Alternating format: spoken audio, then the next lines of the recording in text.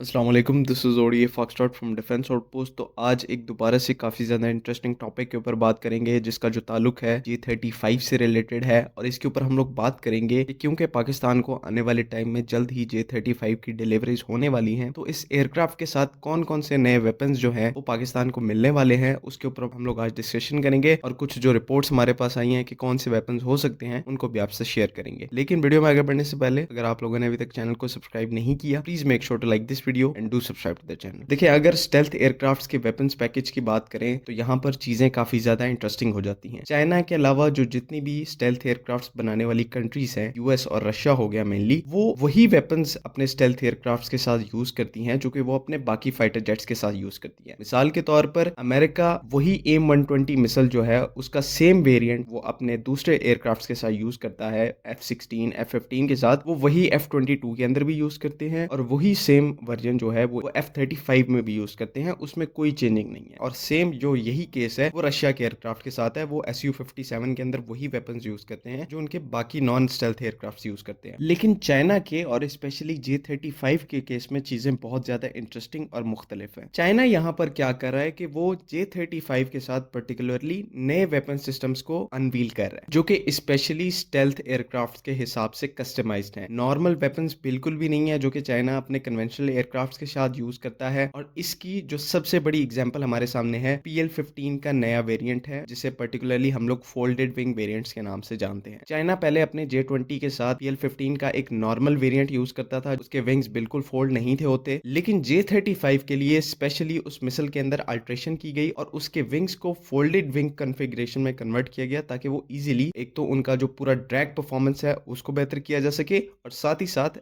J-35 के internal weapons बे के अंदर ये मिसाइल जो है वो लार्जर नंबर्स के अंदर फिट हो सके। तो यहाँ पर नए वेपन्स को तो इंट्रोड्यूस किया जा रहा है, उनकी आगे चल के हम लोग बात करेंगे। लेकिन जो existing air to air missiles हैं या वेपन सिस्टम्स हैं उनको भी स्टेल्थ एयरक्राफ्ट के हिसाब से कस्टमाइज किया जा रहा है। ये एक बहुत बड़ी चीज है और चाइना की एम्बिशन को शोकेस करता है अपने J-35 एयरक्राफ्ट को लेकर। अब यहाँ पर हम अगर नए वेपन सिस्टम्स की बात करें जो कि चाइना एक्सक्लूसिवली J-35 के साथ ऑफर करने वाला है, उनमें मेनली 3 वेपन सिस्टम्स हैं जो कि सबसे आगे आते हैं, जिनके बारे में रिपोर्ट्स आई हैं कि ये जो वेपन्स हैं वो J-35 के साथ आ रहे हैं और इन्हीं के बारे में सिर्फ आज हम लोग इस वीडियो में बात करेंगे। बाकी जैसे जैसे वेपन्स आते जाएंगे उनके नाम आते जाएंगे, हम लोग वैसे आपको अपडेट करते रहेंगे। लेकिन अभी के लिए इस वीडियो में हम सिर्फ 3 मेन वेपन सिस्टम्स की बात करेंगे, जिनमें से जो सबसे पहला और सबसे इंपॉर्टेंट वेपन सिस्टम है वो चाइना का next generation AKF-98 alpha stealth cruise missile है, जो कि बेसिकली एक लैंड अटैक क्रूज मिसाइल है। लैंड के ऊपर जितने भी टारगेट्स हैं उनको स्ट्राइक करने के काम आता है। J-35 के लिए स्पेशली कस्टमाइज्ड है। इसके इंटरनल वेपन्स बे के अंदर ये कंप्लीटली फिट हो जाता है। इसको कैरी करने में J-35 को कोई भी मसला दरपेश नहीं आता। इसी के साथ क्योंकि स्टेल्थ कैरेक्टरिस्टिक्स वाला क्रूज मिसाइल है, इसका और J-35 का जो कॉम्बिनेशन है वो स्टेल्थ स्ट्राइक मिशंस के लिए इस रोल के अंदर बहुत ज्यादा इफेक्टिव होने वाला है। जिसमें बेसिकली अगर आपने कंटेस्टेड एयर स्पेस के अंदर कोई हाई वैल्यू टारगेट को हिट करना है तो J-35 और ये AKF-98 क्रूज मिसाइल, क्योंकि दोनों ही स्टेल्थ कैरेक्टरिस्टिक्स के साथ आते हैं, तो बगैर डिटेक्शन के कंटेस्टेड एयर स्पेस में हाई वैल्यू टारगेट को न्यूट्रलाइज कर सकते हैं। इसके बाद अगर दूसरे वेपन सिस्टम की बात करें तो ये बेसिकली एक कॉम्बिनेशन है। एट अ टाइम ये एक एंटी शिप मिसाइल भी है और एट अ टाइम एक ये एंटी रेडिएशन मिसाइल भी है। इसे चाइना ने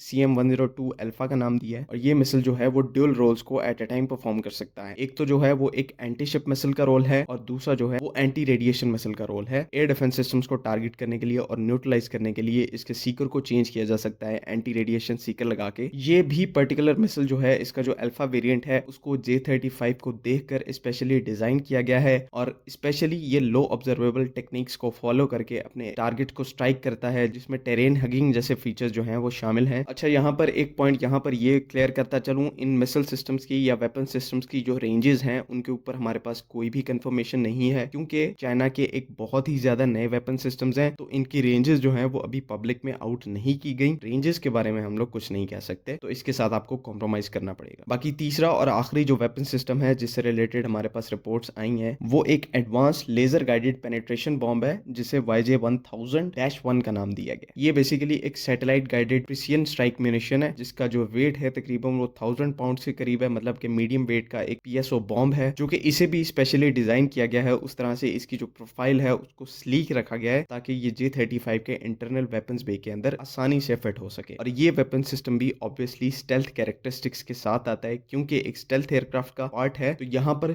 मैक्सिमम वेपन सिस्टम्स हैं उनको स्टेल्थ कैरेक्टरिस्टिक्स के ऊपर बेस किया गया है, क्योंकि कोई भी एयरक्राफ्ट कितना भी स्टेल्थ एयरक्राफ्ट क्यों ना हो, जब वेपन रिलीज का पॉइंट आता है तो उसकी जो स्टेल्थ है वो कॉम्प्रोमाइजिंग मोड में आ जाती है। चाहे वो F-22 ले लें, F-35 ले लें, जैसे ही ये वेपन रिलीज करने लगेंगे तो इनकी जो लो ऑब्जर्वेबिलिटी है उसके ऊपर कॉम्प्रोमाइज आएगा। लेकिन यहाँ पर चाइना ने इस चीज को एलिमिनेट करने की कोशिश की है या मिनिमाइज करने की कोशिश की है, जिसमें उन्होंने इसके लिए स्पेशली कस्टमाइज्ड वेपन सिस्टम्स को लॉन्च किया है ताकि वेपन रिलीज के टाइम भी मैक्सिमम स्टेल्थ को अचीव किया जा सके। तो ओवरऑल इसके जो वेपन सिस्टम्स हैं वो अभी से काफी ज्यादा इंप्रेसिव शक्ल इख्तियार कर रहे हैं, और ये अभी इन वेपन सिस्टम से रिलेटेड इनिशियल रिपोर्ट्स हैं। ये तो अभी हमने आपको 3 वेपन सिस्टम्स गिनवाए हैं, इससे कहीं ज्यादा चाइना ने J-35 के लिए प्लान किए हुए हैं, और जो भी J-35 के साथ चाइना ऑफर करेगा वो ऑब्वियसली अगर पाकिस्तान J-35 को अब बाय कर रहा है तो उसको भी वो वेपन सिस्टम जो है वो इसके साथ पैकेज के तौर के ऊपर ऑफर किए जाएंगे, इसके ऊपर कोई डाउट नहीं है। आई होप कि आप लोगों को वीडियो में तमाम की गई बातें समझ में आ गई हैं, लेकिन अगर इसमें कोई भी कंफ्यूजन है तो काइंडली कमेंट्स में जरूर पूछें। बाकी अगली वीडियो तक के लिए अल्लाह हाफिज। पाकिस्तान जिंदाबाद।